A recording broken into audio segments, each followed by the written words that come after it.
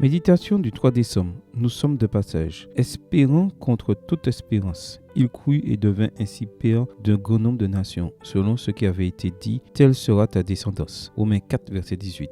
La plupart des aéroports internationaux sont similaires. Quelqu'un pourrait émettre quelques objections à cette affirmation et soutenir que le multiculturalisme de l'aéroport d'Istanbul n'a rien à voir avec le luxe de l'aéroport de Dubaï, l'harmonie technologique de l'aéroport de Singapour avec l'esthétique de l'aéroport de Paris, les tapas de l'aéroport de Madrid avec les jus de fruits de celui de Sao Paulo. C'est vrai qu'il y a des nuances, mais ils s'accordent tous sur leur envie de propreté, de brillance, d'asepsie et surtout de sécurité. Ces caractéristiques en ont fait des non-lieux. Ce sont des espaces de transit, comme une autoroute, un ascenseur ou un centre commercial. Personne ne s'installe dans un non-lieu pour y vivre. Aucune personne saine d'esprit. Tira et sa famille partirent du haut et se mirent en route vers une terre promise. Mais ils n'étaient pas seuls. L'itinéraire d'une des vagues migratoires les plus importantes de cette épreuve allait de Mésopotamie jusqu'en Occident. Haran était l'une des destinations de ces émigrants. Pas pour Tira et sa famille, mais ils arrivèrent à Haran et ils y restèrent parce que la majorité s'y établissait. Et c'est compliqué quand un non-lieu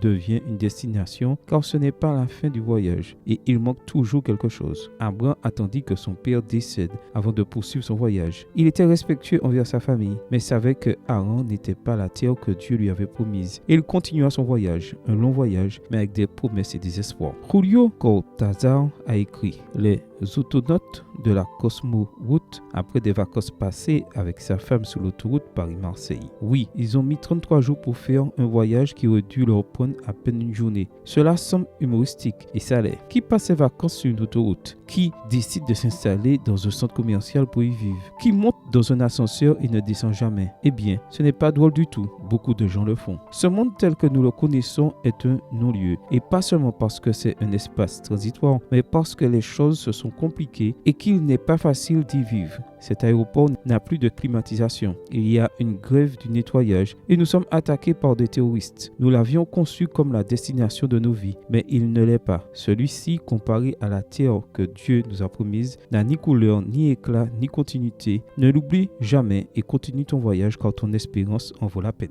Amen. Bonne journée à toi et que le Seigneur te bénisse.